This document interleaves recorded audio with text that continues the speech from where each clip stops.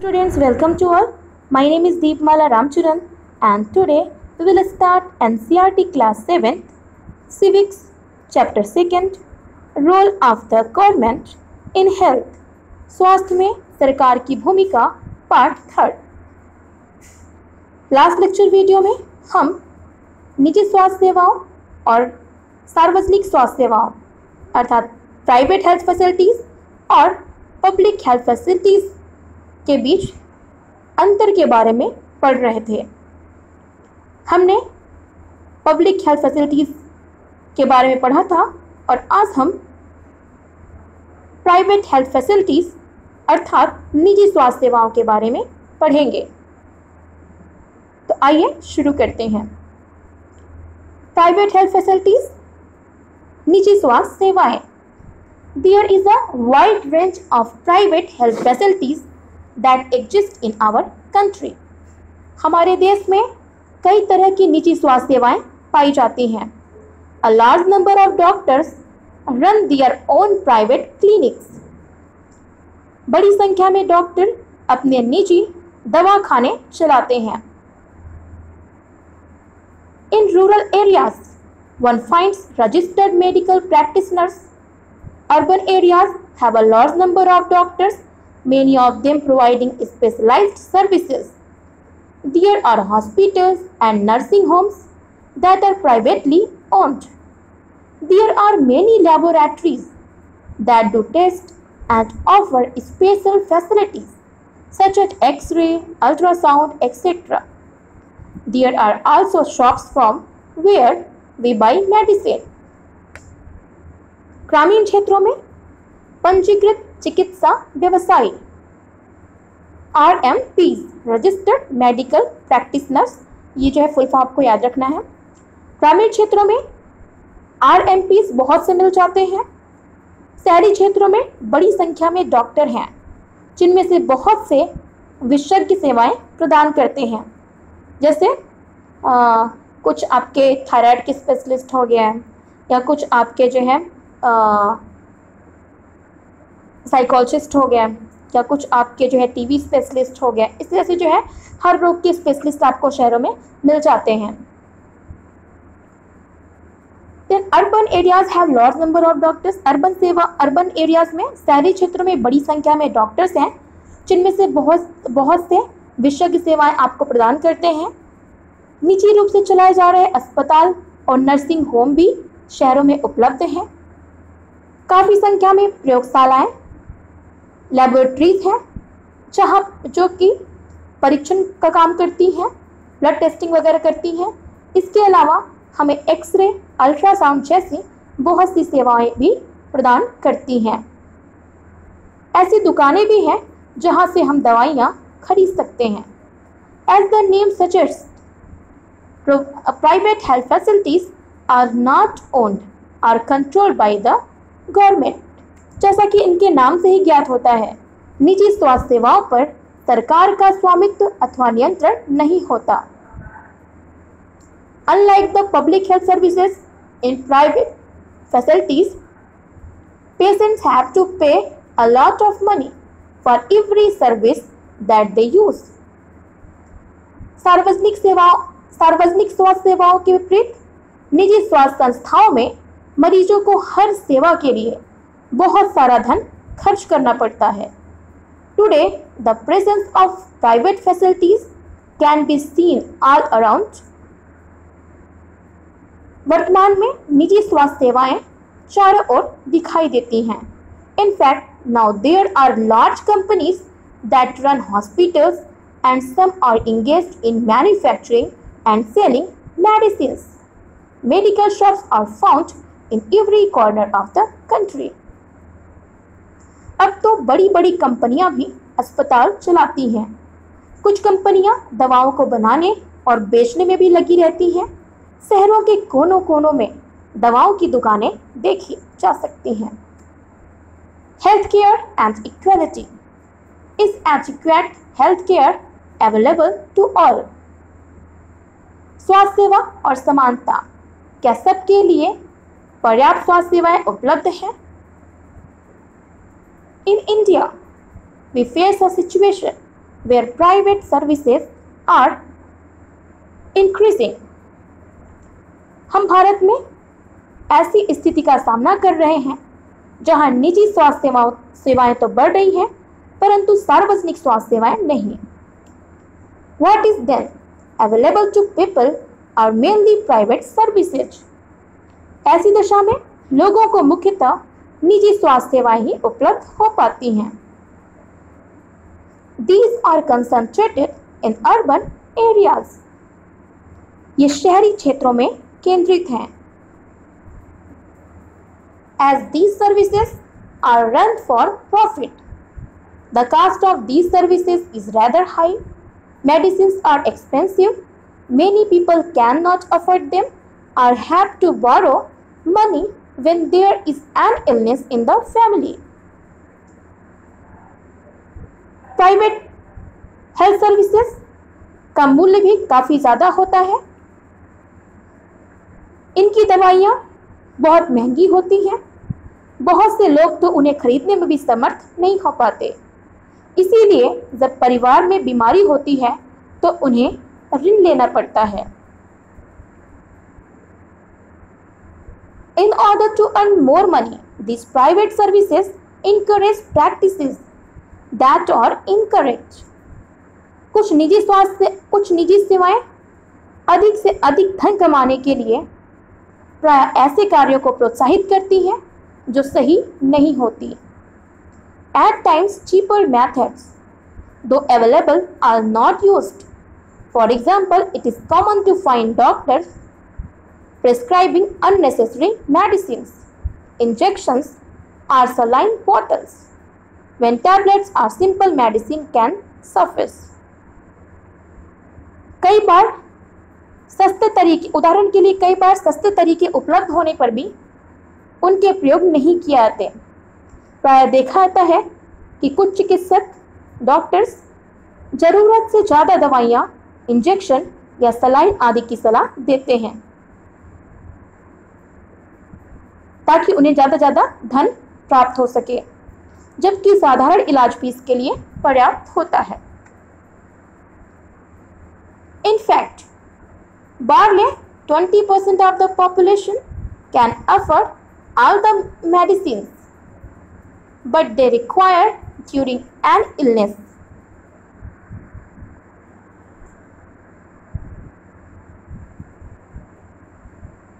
तथ्य यह है कि जनसंख्या के 20% लोग ही बीमारी के दौरान आवश्यक दवाइयों को खरीदने में सक्षम होते हैं। Hence, even for those whom one might not think as being poor, medical expenses cause hardship. It was reported in a study that 40% of people who are admitted to a hospital for some illness or injuries have to borrow money or sell some of their possessions to pay for the expenses. वे लोग भी जिन्हें हम गरीब नहीं समझते, दवा संबंधी खर्चों को उठाने में कठिनाई का अनुभव करते हैं। एक अध्ययन में यह पाया गया है कि जो लोग अस्पताल में किसी बीमारी या चोट लगने के कारण भर्ती होते हैं, उनमें से 40% लोग अस्पताल के खर्च का भुगतान करने के लिए पैसे उधार लेते हैं या अपनी कुछ संपत्ति बेचने के लिए मजबूर होते हैं। For those who are poor, every illness in the family is a cause of great anxiety and distress. गरीब लोगों के लिए परिवार में हर बीमारी चिंता और मुसीबत का कारण बन जाती है। What is worse is that this situation tends to happen again and again. इससे भी बड़ी बात यह है कि ऐसी स्थिति बार बार आती है।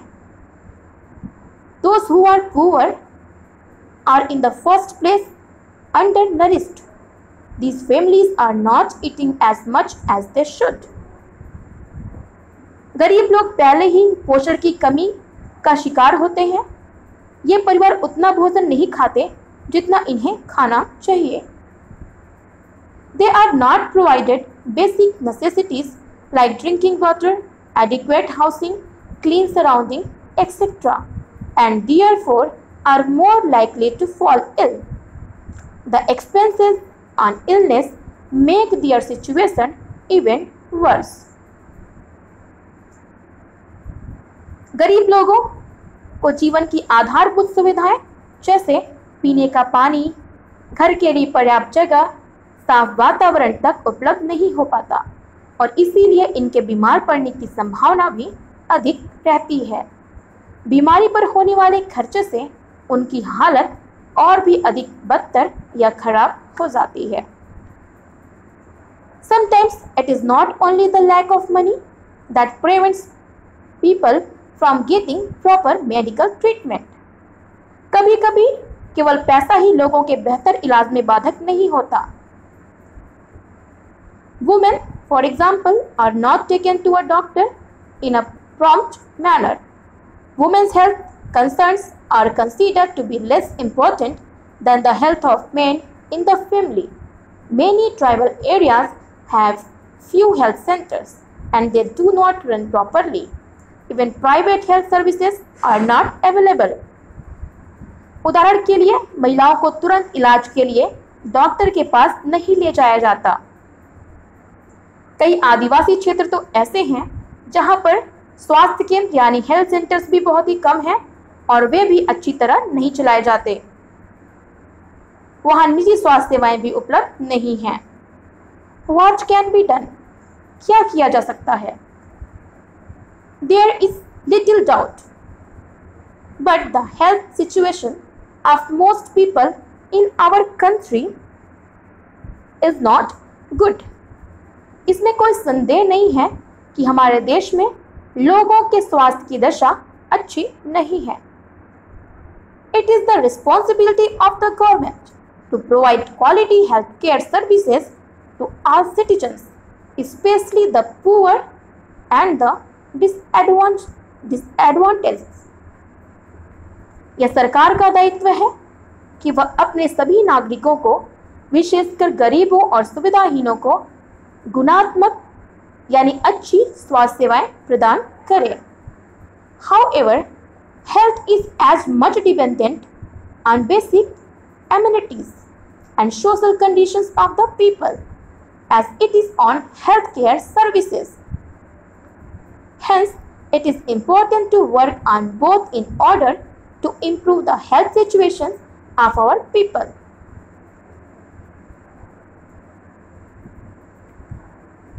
फिर भी लोगों का स्वास्थ्य जितना जीवन की आधारभूत सुविधाओं पर, उनकी सामाजिक स्थिति पर निर्भर है, उतना ही स्वास्थ्य सेवाओं के ऊपर भी। ठीक है, जो लोगों का स्वास्थ्य है जितना ही बेसिक नीड्स की चीज़ों पर डिपेंड है, जितना ही उनकी सोशल कंडीशंस पर डिपेंड है, उतना ही अधिक स्वास्थ्य सेवाओं के ऊपर भी डिपेंड है। यानी हेल्दी जीवन के लिए अच्छी आधारभूत सुविधाएं, अच्छा पानी, अच्छा एनवायरनमेंट, ठीक है, साथ ही आसपास जो है सैनिटेशन वगैरह, अच्छी सामाजिक स्थिति और हेल्थ फैसिलिटीज होनी चाहिए, तभी हम हेल्दी रह सकते हैं। इसीलिए लोगों के स्वास्थ्य को सुधारने के लिए दोनों ही पक्षों पर कार्य करना आवश्यक है। And this can be done, और यह किया जा सकता है। Look at the following example. अगले पृष्ठ पर दिए गए उदाहरण देखिए। द केरला एक्सपीरियंस, केरल का अनुभव। इस मैप में जो आप पिंक कलर से देख रहे हैं, भारत के सदर्न पार्ट में, ठीक है, वो केरला है। केरला की राजधानी क्या है? तिरुअनंतपुरम है। ठीक है, now the Kerala experience, Kerala का अनुभव। 1996 the Kerala government made some major changes in the state. 1996 में केरल सरकार ने राज्य में कुछ महत्वपूर्ण परिवर्तन किए। 40% of the entire state budget was given to panchayats. राज्य के पूरे बजट का 40% पंचायतों को दे दिया गया। They could plan and provide for their requirements. This made it possible for a village to make sure that proper planning was done for water, food, women's development and education. पंचायतें अपनी आवश्यकताओं को योजनाबद्ध कर उनकी पूर्ति कर सकती थी। ठीक है, इन बजट के द्वारा पंचायतें अपनी आवश्यकताओं को योजनाबद्ध कर उनकी पूर्ति कर सकती थी। This made it possible for a village to make sure that proper planning was done for water, food, women's development and education. This meant that water supply schemes were checked, the working of schools and Anganwadis was ensured, and specific problems of the villages were taken up. इससे गांव के लिए पीने का पानी, आहार, औरतों के विकास और शिक्षा आदि के लिए उचित व्यवस्था करना संभव हो सका। इसके फलस्वरूप जल वितरण की व्यवस्था की जांच की गई, स्कूलों और आंगनबाड़ियों के काम को भी सुनिश्चित किया गया और गांव की विशेष समस्याओं पर भी ध्यान दिया गया। Health centres where also improved. Health centres को भी इम्प्रूव किया गया, अस्पतालों की जो दशा थी उसमें सुधार किया गया। All these helped to improve the situation. Despite these efforts, however, some problems such as shortage of medicines, insufficient hospital beds, not enough doctors remained, and these needed to be addressed. इतने प्रयत्नों के बाद भी कुछ समस्याएं तो बनी रही, जैसे दवाइयों की कमी, अस्पतालों में पर्याप्त बिस्तर ना होना, पर्याप्त डॉक्टरों का ना होना इत्यादि। इन समस्याओं को दूर करने की आवश्यकता है। Let us look at an example of another country and its approach to issue of health. आइए अब एक अन्य देश का उदाहरण देखें और स्वास्थ्य संबंधी मुद्दों पर उनकी कार्यप्रणाली को जानें। The Costa Rica approach. Costa Rica का तरीका। Costa Rica is considered to be one of the healthiest country of South America. Costa Rica को मध्य अमेरिका का कि मिडिल अमेरिका में है, कोस्टा रिका को मध्य अमेरिका का सबसे स्वस्थ देश माना जाता है। इसका मुख्य कारण The main reason for this can be found in the Costa Rica Constitution. इसका मुख्य कारण उनके संविधान में निहित है।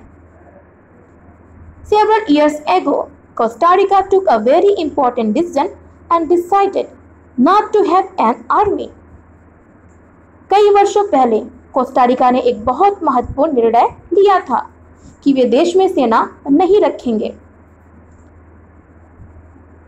This helped the Costa Rica government to spend the money that the army would have used on health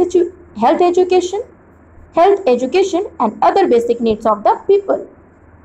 इससे उन्हें सेना पर व्यय किए जाने वाले धन को लोगों की शिक्षा, स्वास्थ्य और अन्य आधारभूत जरूरतों पर खर्च करने में मदद मिली। The Costa Rica government believes that the country has to be healthy for its development and pays a lot of attention to the health of its people. Costa Rica की सरकार मानती है कि देश के विकास के लिए देश के लोगों का स्वस्थ होना जरूरी है, इसीलिए अपने देशवासियों के स्वास्थ्य पर वह बहुत ध्यान देती है।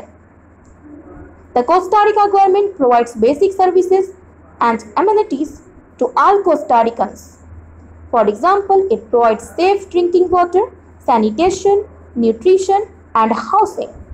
Health education is also considered very important, and knowledge about health is an essential part of education at all levels.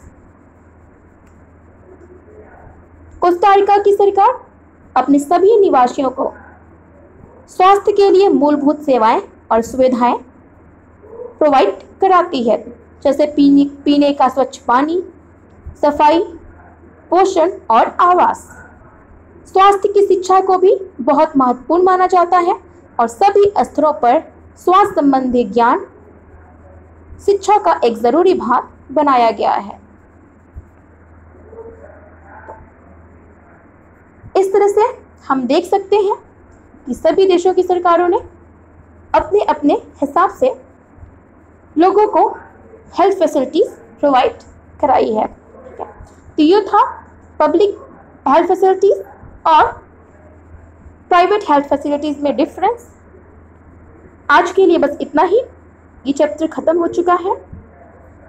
Now अगर आज के इस वीडियो से कोई क्वेरी हो तो आप मुझे नीचे दिए गए कमेंट बॉक्स में लिखकर पूछ सकते हैं। तब तक के लिए थैंक यू एंड जय हिंद।